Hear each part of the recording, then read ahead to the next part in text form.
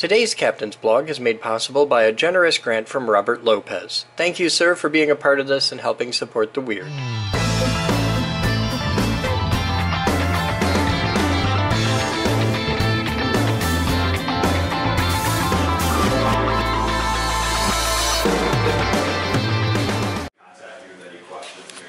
Hi there guys, welcome to today's Captain's Blog. It's 10:06 on 3/28 and it's 42 degrees outside and I have paper. So this got moved and in moving it this got flipped backward. I don't know why, but somebody I don't know. It flew out and they put this back in upside down and it was all like giant hairy rat's nest. So I've just rethreaded the antique stapler. So, while I know Boers is watching, we're going to test this out. And Dan, come here.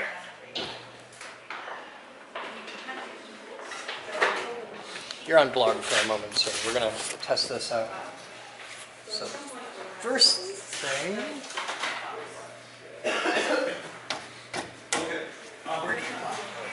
Oh, somebody put a bolt. Because I think we may just to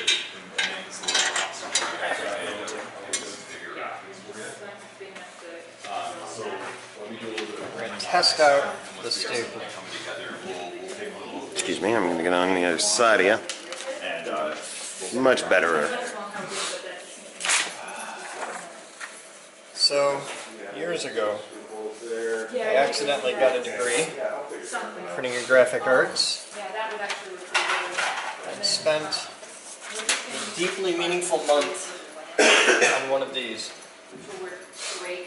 Let's see if I remember anything about how to use one, because I just threaded this just off the couch. Don't know if it's going to work. We're plugged in. It spins, it does things. Okay. Let's see if she chooches. Looks good.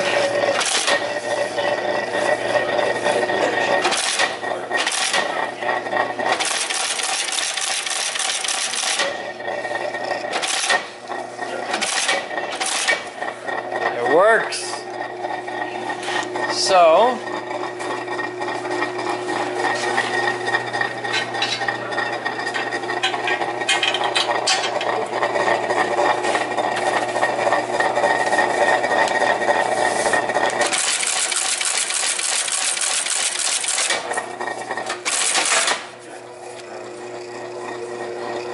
they are well formed.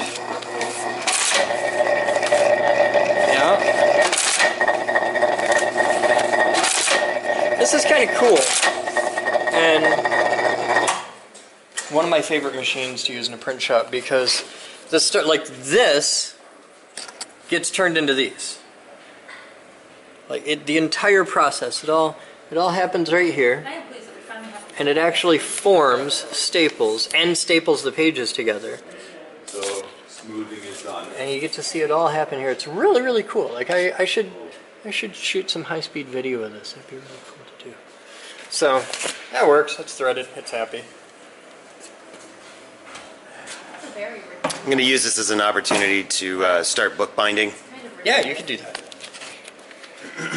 Print media is such a thriving industry these days. It is. It is. Maybe I'll start a newspaper too. You should do that. I will make a printing press and start a newspaper and hand distribute it down at the forum. Someone get me a ton. Well, the good news is I can get you a sweet deal on printing presses these days.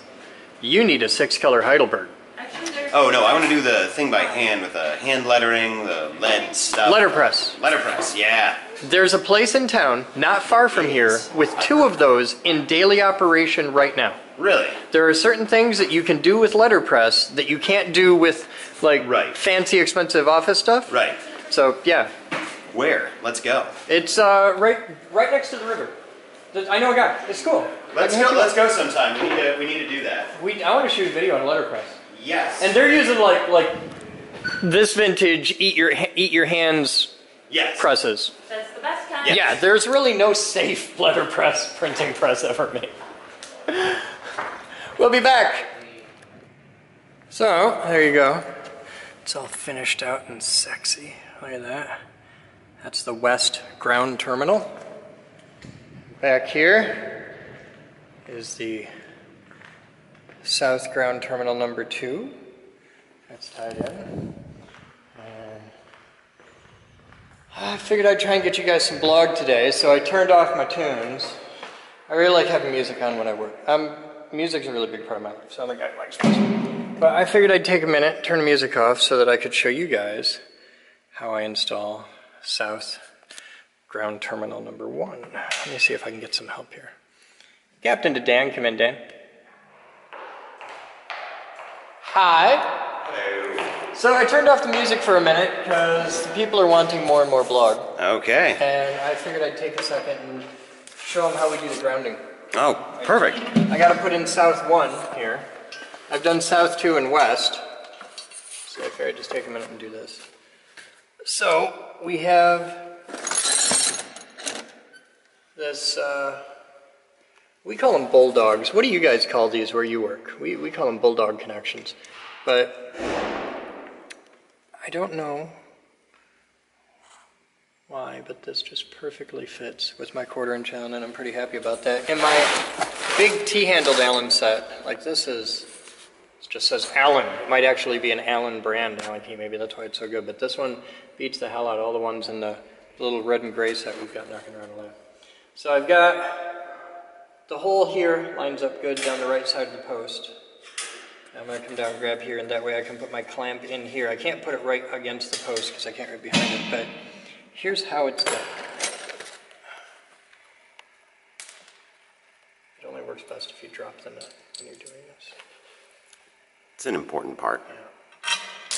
And then drop the e-cig.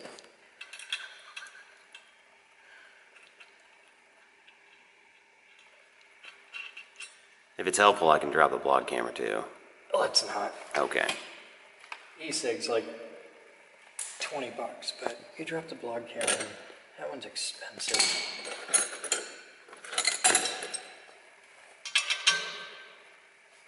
This is where you gotta tighten this, tighten that, hold this straight, all at the same time. There's a lot going on. So what I do is I bring this down to where I can lean it right against that.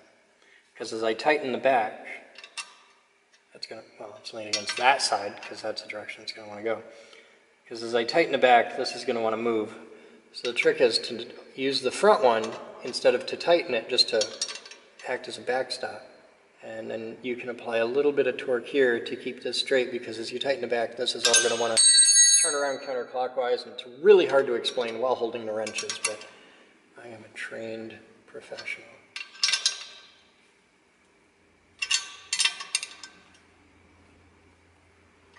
It's a lot harder to explain it than to just do it.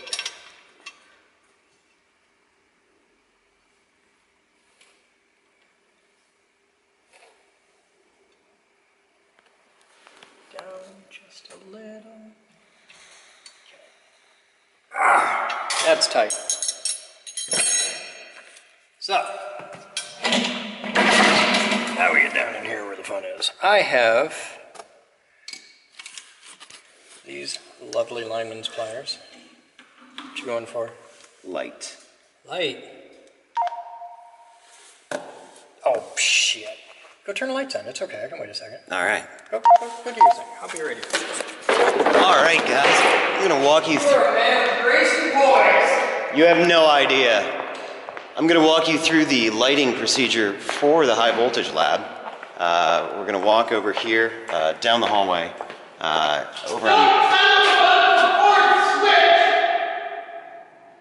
Okay, apparently this is classified, so we'll be quiet about it. I'm going to flick the light switch there, and that's the lights we need over in the corner. That's totally helpful. Do you need more? It's alright. It's gonna be fine. Okay. I moved the giant black tower of darkness next to me. I'll do what I can. Alright, it's a little, now we've got ambiance. Okay. Alright, so, I got two positions on these that work for this, because I have the most wheedliest little bitch arms of any man in America. And the best place for this is back here. to get maximum leverage, because this is the closest I can get to the fulcrum. But that would require more finagling than I'm up for at the moment. So you use here, which is also the smooth part of the jaws inside, because I don't want to chowder it up. So you line that up in there like that, put that on top, make sure that you are indeed about where you want to be, and then squeeze it with everything you got. Like that. And then I can put one of Denici's patented, one size smaller than you needed Chinesium split nut connections on there, like that. Set that down, and then I need under Dan's belt. Hi. How you doing? Gonna need that. Put this in this end. You want to come up an inch or so, because if you do it right on the end, it just splays out the end. Like that, which is what you want to not do. But I've done it. Focus. On the blog, I've done it right there. Oh, nice. In front of God and countrymen alike. So we're just going to cram that in there, and I'll just trim that off in a second anyways, it doesn't really matter. Okay, put that on. Pull enough of this out to get roughly where you want to be. Give or take a bit. Cut this off. You can have your spool back if you want your chair, because I want you to be comfy, and this takes a moment. Oh, thank you. All right, and we can just set this up here. So, now you grab the 5/8 wrench, and that goes on the front. And you just zoom this down a bit. Hi, how you doing? Get that reasonably tight, and grab through at the angle with that. Tighten this the rest of the way. So that's tight enough, and then clean that up there. Clean that up there. And on this one, since it's kind of ugly, and yes, I know electrically this doesn't matter at all. Has no bearing on the proper operation of this, even in the tiniest bit. But I'm still going to clean off as much of that as I can, because that just looks better. I'm a big fan of form follows function. However, I firmly believe that craftsmanship matters and is comprised primarily of thoughtfulness and the 15 minutes worth of work you put in at the end of the job after all the work with bunny rabbit ears is done. Okay, that'll line up good, and I'll come back and zip tie all these nice and sexy. Okay, I won't. I'll make Taylor do it because I'm a horrible person, and it's really fun to make him squeal.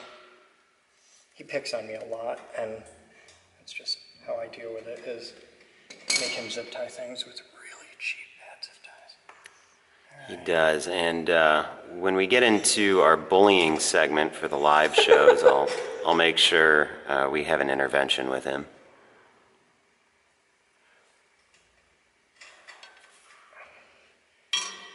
He doesn't bully me. He just gives me an appropriate level of hell for rugged men that work together. Okay, and that's going to go right there. That's my spot. You say the word rugged, but I don't think that word means what you think it means. I am a rugged man of the sea, with little curly arms. That's okay, because we are an evolved species, and we have developed tools and the mathematics to understand leverage and physics and Newtonian mechanics. Didn't do the lever thing, no, that was Archimedes. Guy who ran naked through town. You go to jail for that today. Try it. Try it in your town. Run naked through the streets, screaming, "Eureka! I found it!" And they're going to put you away. Look at that. That's sexy. Yep. That's going to do just fine.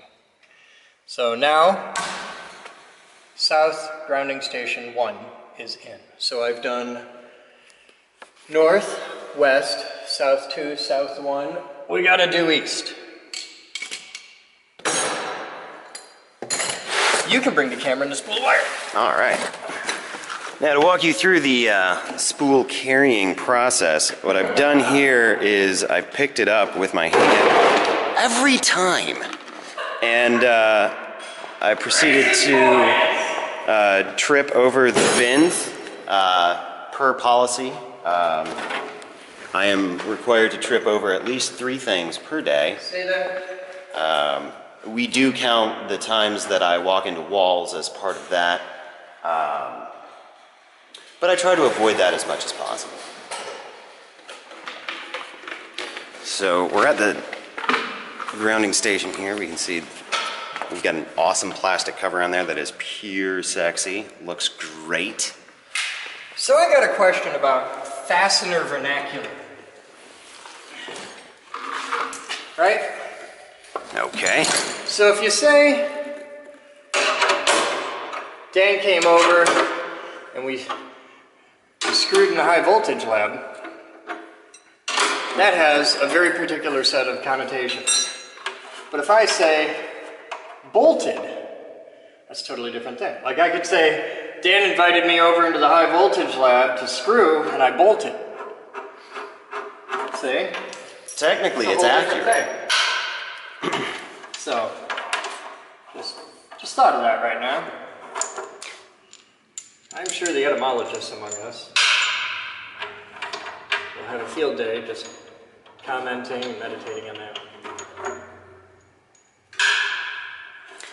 So when you use washers on something, as I'm often wont to do, you will notice that washers have a round side and a sharp side. And the reason is they're stamped out of a flat sheet of steel. When you use washers, sharp side goes away from the head of the bolt. So when it's bolted down, the round, smooth side is out and the sharp side's in. I don't know why, but this is just the way it should be done. It's what the voices want. And I trust the voices. Well, the voices do keep the chaos away.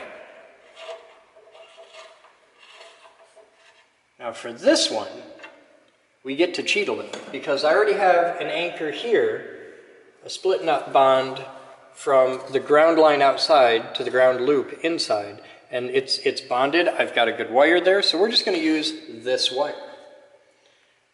So this whole thing on this particular one is just easy.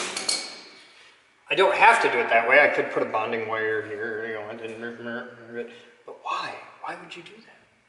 There's nothing to be gained by that. So I'm going to do it this way. What is this? This particular method seems more elegant to me for some reason. It is. And what does this grounding wire you're working with right now go to? This one? Yes. Well, it goes from the east grounding station through down to here and bonds to the main grounding loop throughout the entire room. And then it goes down into this conduit, which is a thimble. A thimble is a conduit that feeds through a wall. This comes out on the other side and drops down to a 10-foot long galvanized, I think, ground rod. I thought they were copper for the longest time, and I looked up the video of when we installed them, and they're not. They're galvanized. And what is the... We can't have nice things, really, is what it boils down to. What does the green line go to? This goes over to that little 6-inch Tesla coil. It's going to get hooked up here in a second. Probably not to here, because I'm all bounded. I can hook it up over there to the other one. I got to make sure I've got full continuity across, but if I don't, we're really close. And if we're really close, I can finish it out before I tie it in. Because you want your RF grounds to be as short as possible. And, oh, there you go. And it's just better to ground the cage near the coil than to run it way over here.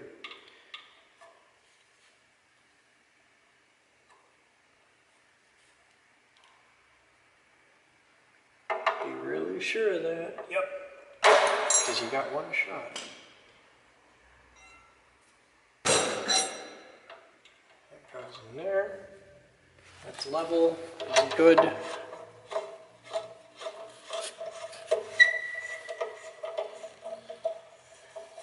I need a whole bunch of bulldogs to put on these for future grounding applications.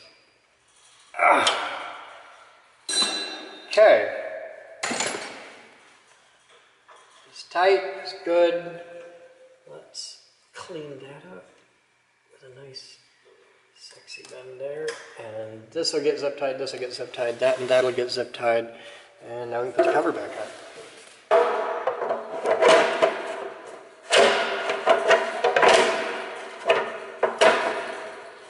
Definitely go on the inside. Yeah, like that. Okay.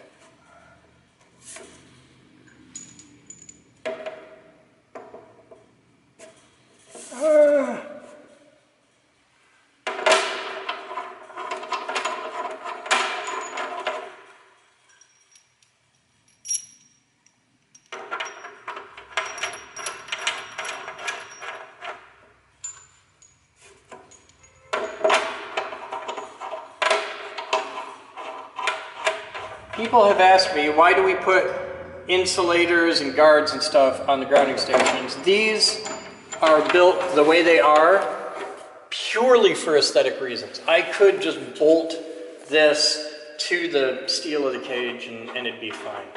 But we made nice mounts. Joey made these up. And it's just to make it look professional. Just make it look good. Craftsmanship. And these are all just barely snug. But there's... that one's done. That's all of them. The entire basic set of main grounding stations is now installed and done. And I have to hook this back up. So, I'm bonded to there, but it jumps across at the door gap. But it goes all the way around there to that and jumps at that door gap. So for now I do have to hook this up here. At least to have it be perfect super kosher. I have to hook it up here. So I gotta get a bulldog. I need a little one. And then I'll hook this up. On the doors, are you going to go up and over?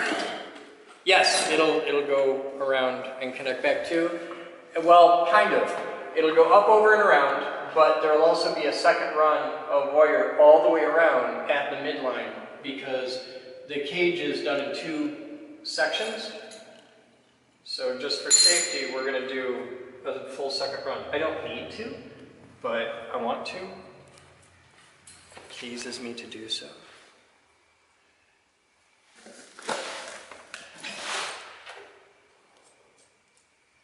I'm just going to do a quick and dirty on this one because it needs to be safe, not pretty. And if this will connect onto there, if it'll connect onto here. I just built this whole beautiful grounding station, and because I don't have a bulldog in front of me, I'm just going to get a bulldog. I just didn't want to walk away from this without it being connected. Because if I get called off on something, I'll forget about this. And that would make it unsafe to operate that coil. So I'm just going to put this on here while I walk away. And then we'll go find a bulldog.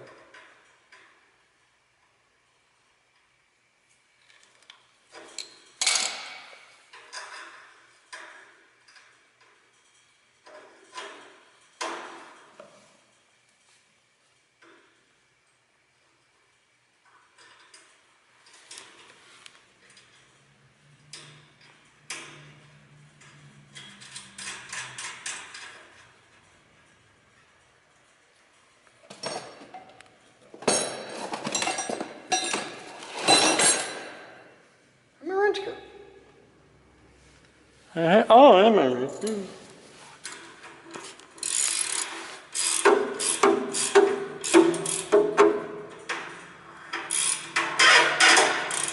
Okay. And that'll just chill out there. Let's go find a bulldog, and I gotta make sure it fits full. This is too tight, shouldn't be like that. So I got my bolts over here. These are all stainless, really nice stainless bolts that I salvaged out of the, we took all the big circuit breakers apart. Nice. And we are at 20 minutes. Okay. All right, it's 13:57. We got a few minutes before lunch, and I'm gonna tie this in properly because Dan got me stuff. Dan chicken. Yes, what are you doing? Oh, What are you doing my thing. There's You can both do your and what? thing, What? but you have to read this. To whom it may concern.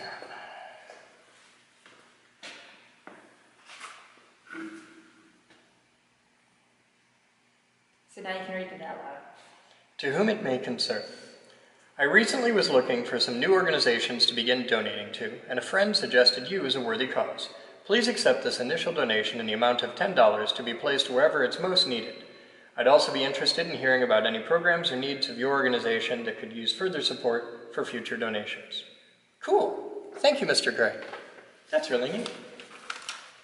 That is how you get started. That's a start, man. That's cool. All right, so I'm gonna hand this to you. Okay, And you got me bolts. I did. Thank you, sir. Oh, this one.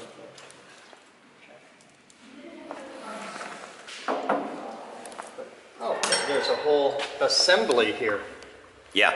Whole thing.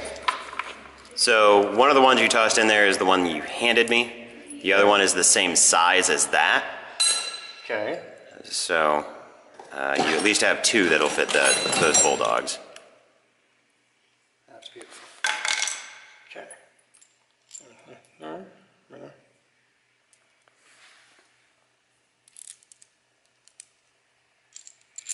And to the one obscure pedantic human being who's going to be like, you shouldn't use split nuts or split washers. I'd be happy to not. You are welcome. You are absolutely right. I know everything you're going to say. I've heard it all before. I'll use Nordlocks when you send me Nordlocks. You can pay for them. Because we're not building turbine engines.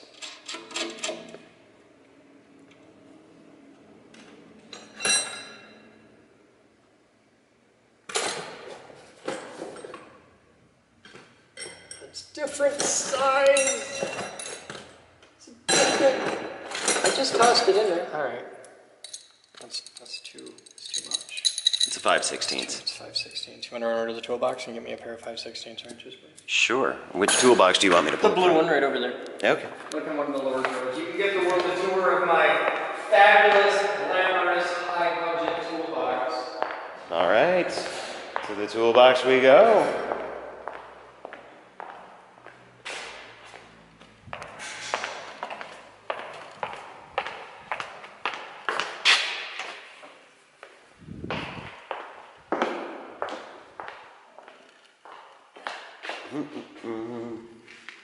There we are. You've seen toolboxes before. They look like a box. They contain tools. Interesting side note: you can put other things in this toolbox other than strictly tools. Like you could probably fit a sheet of paper in here. I'm very smart! And we are looking for 5/16. 5/16.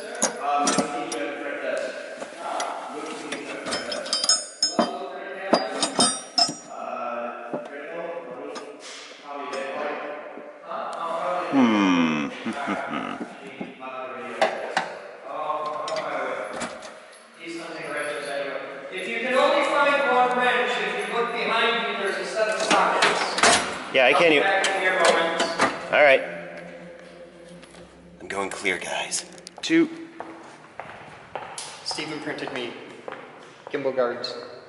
Ooh.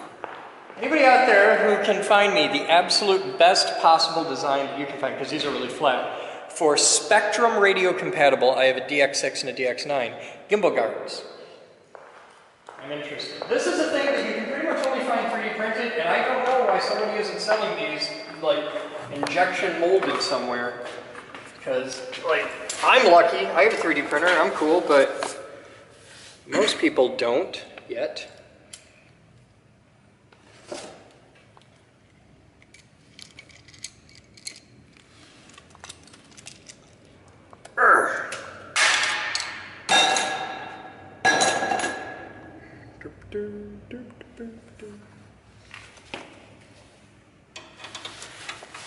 I'll put that over here. Oh, that one.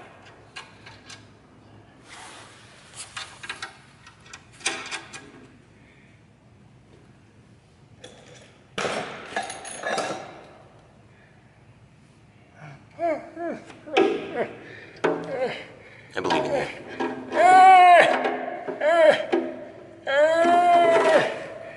I want my mom.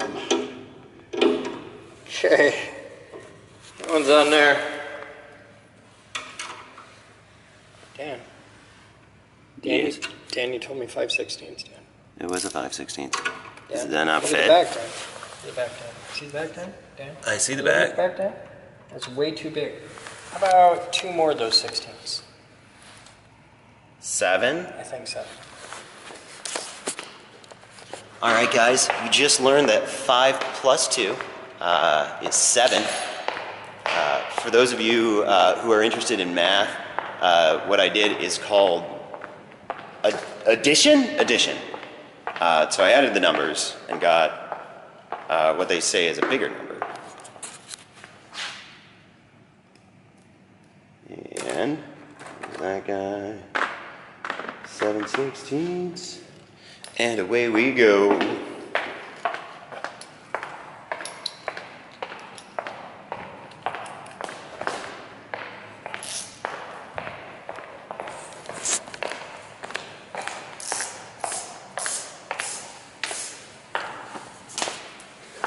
Thank you, sir.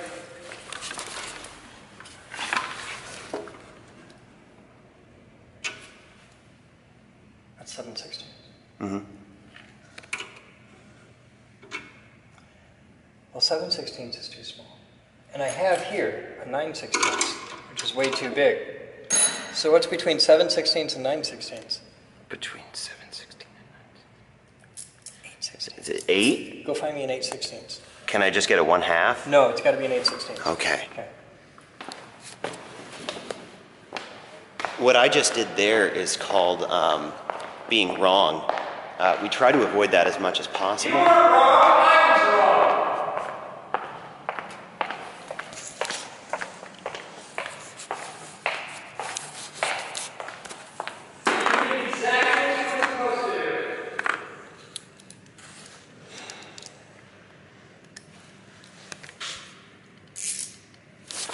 Cool. Cool.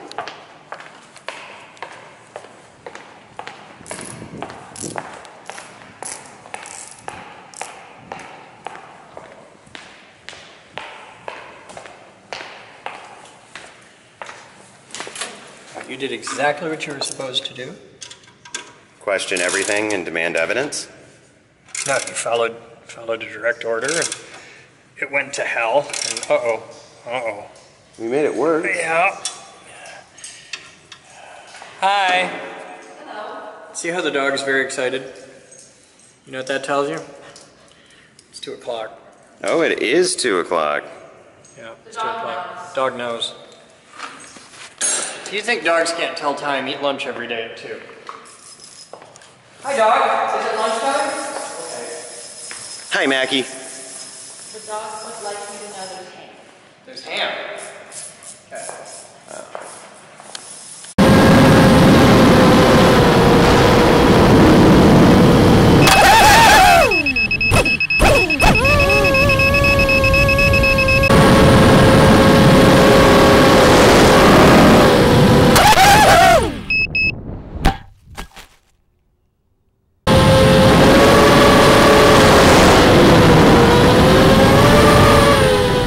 Captain's Blog is made possible by a generous grant from Robert Lopez. Thank you, sir, for being a part of this and helping support the Weird.